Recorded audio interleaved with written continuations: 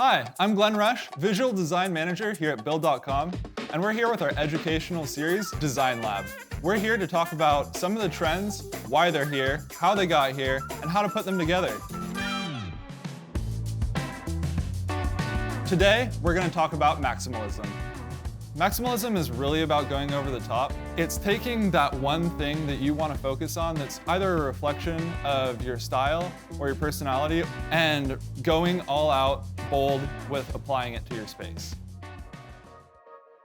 When we talk about the history of maximalism, you definitely think that classic, ornate, maybe Baroque kind of interior that you see in mansions and things like that.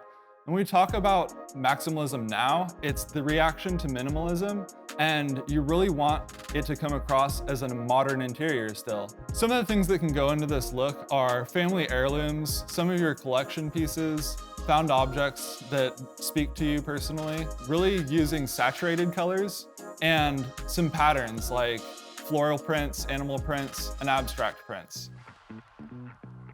A really great place to start with maximalist design is with a wallpaper. A wallpaper adds a lot of personality to the space. It could be floral, it could be abstract. There's a lot of opportunity to match it to whatever kind of style you have. If you want to go with that classic floral look, you can do that grand millennial type of maximalism.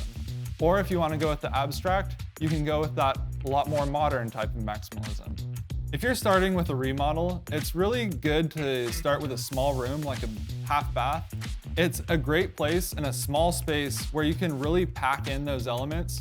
It's such a good opportunity to let your personality or your interests show through, and more is more.